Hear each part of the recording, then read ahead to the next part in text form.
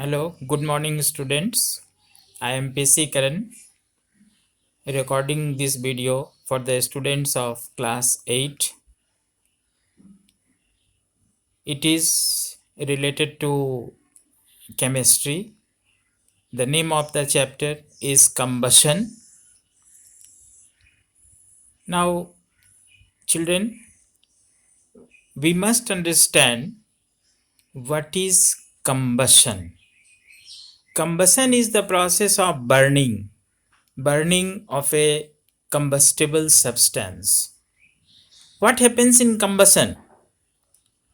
In the process of combustion, a substance, that is combustible substance, burns in air, that is oxygen, to produce heat and light along with carbon dioxide. Sometimes water vapor is also produced. Now the substances which burn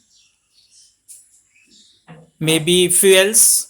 Certainly they are the combustible substances. Maybe the fuels. We shall have to define what are fuels. Fuels are the substances which burn to produce heat energy. In the process of combustion, the substances, that is combustible substances, burn in presence of oxygen to produce heat, light, carbon dioxide and water vapor.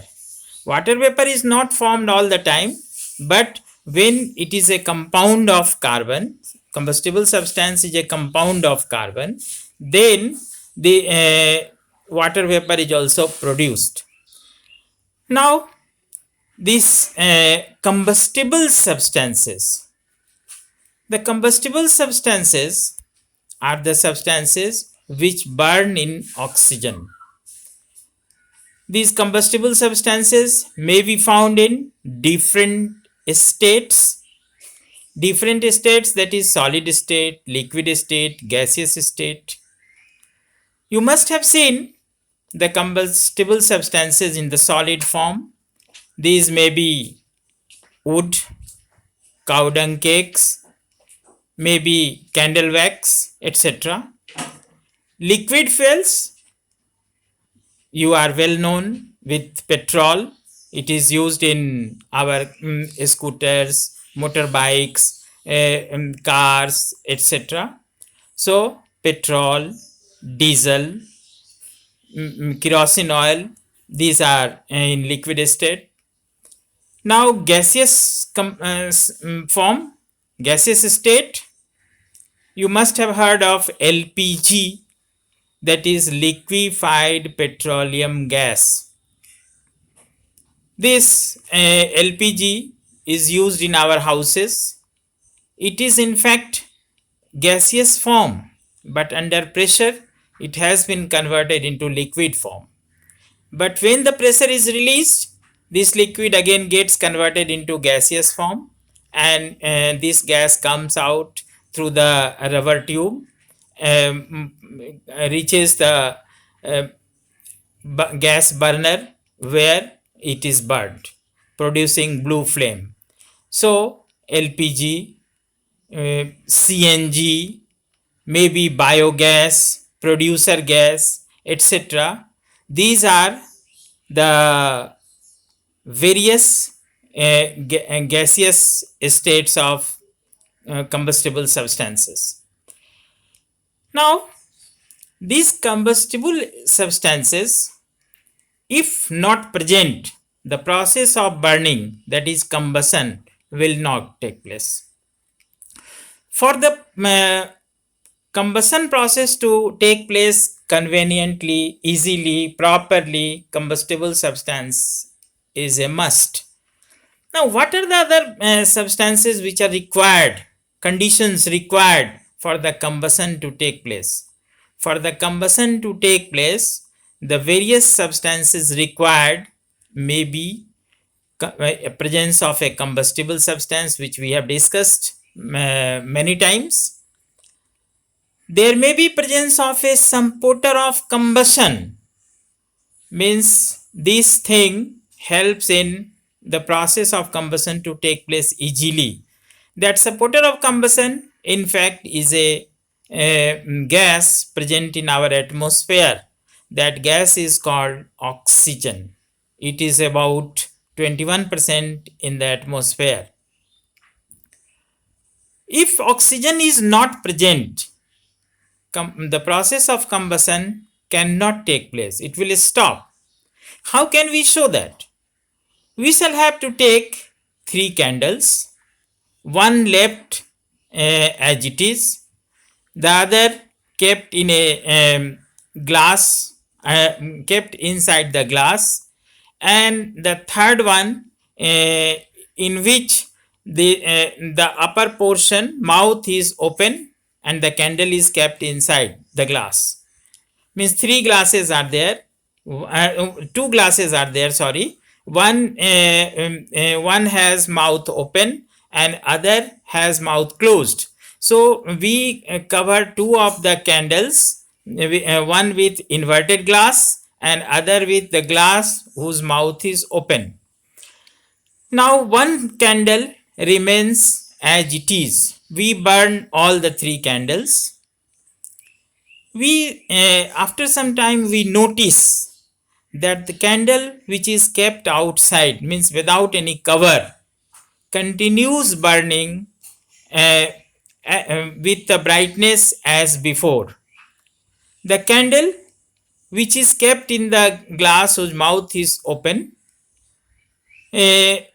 burns continuously, but not with proper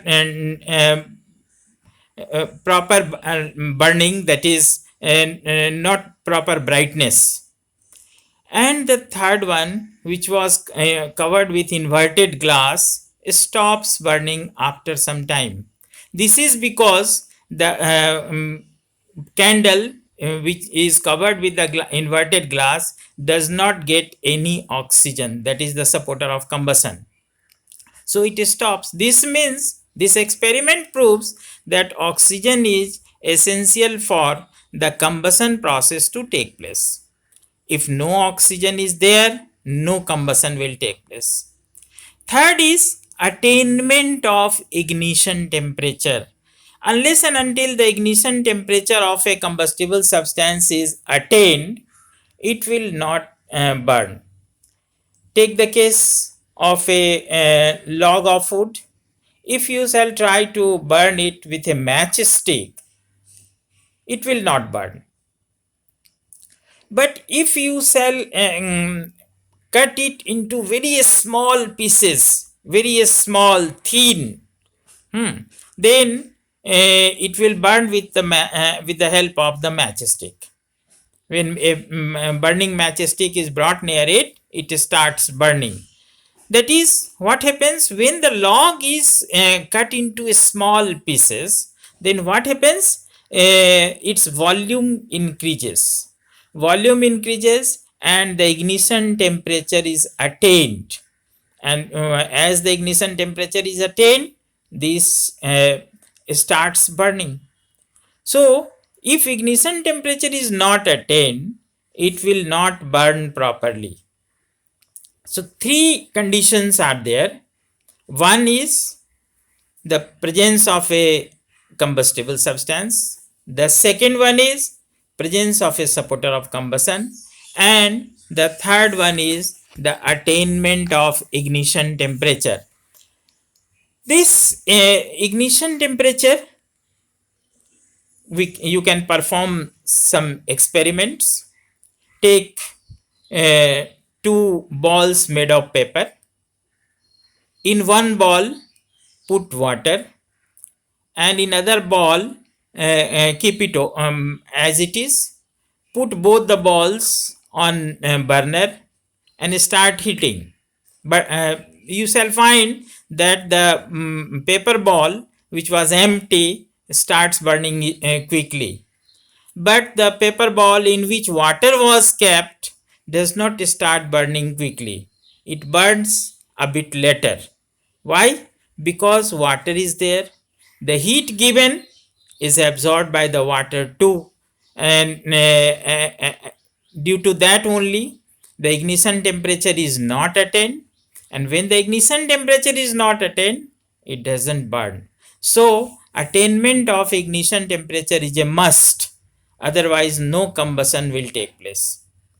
This ignition temperature is also called the kindling temperature. This kindling temperature is the other name of this ignition temperature. What is this ignition temperature? It is the minimum temperature, lowest temperature at which a combustible substance catches fire. Unless and until this ignition temperature or the kindling temperature is attained, no substances can burn. So, my dear, keep in mind that this attainment of ignition temperature is a must, otherwise, your process of burning will not take place. Now come on to what are the various types of combustion. Many of the students, many of the times ask about the various types of combustion. The first one is slow combustion. It takes place at a moderate rate. The moderate rate means not fast. It is because it gets oxygen, which is a supporter of combustion. It gets oxygen, but that is not too much, so it burns slowly.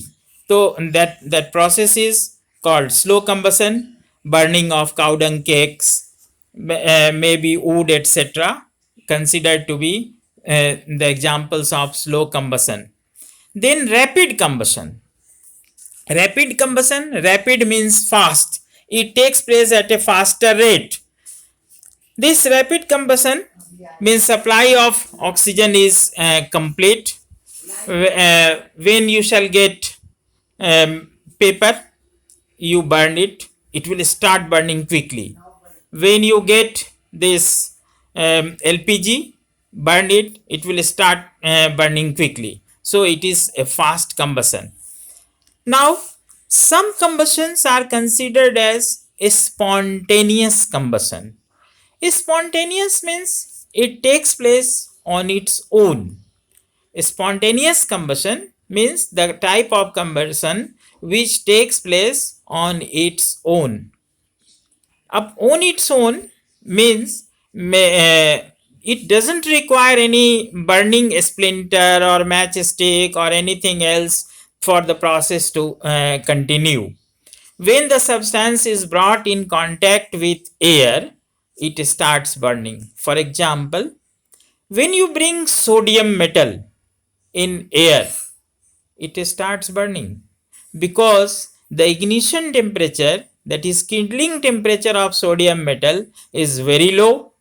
As soon as it comes in contact with oxygen at room temperature, it starts burning.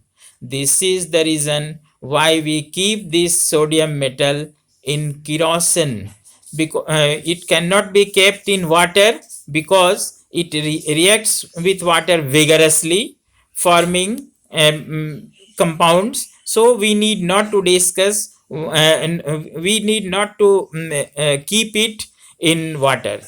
Neither it can be kept in water nor in air. It is simply kept in kerosene because it doesn't react with kerosene. Another example, phosphorus is a non-metal. When this phosphorus is brought in contact with air, it also starts burning. White phosphorus. A glow starts. That is the process of burning. This burns, forming compounds. So this phosphorus also burns in itself in air. Hence, these two are the examples of a spontaneous combustion. Now come on to third type of combustion, that is explosive combustion. What happens in this combustion? Huge amount of heat, light and sound are produced at a time. A type of combustion in which huge amount of heat, light and sound are produced at a time. You must have seen the bursting of crackers. When crackers are burst, they produce sound, they produce heat, smoke. All these things are produced at a time. So bursting of cracker is an example of explosive combustion. So we shall be discussing rest, the fire control, etc. in the next video class. Till then, bye.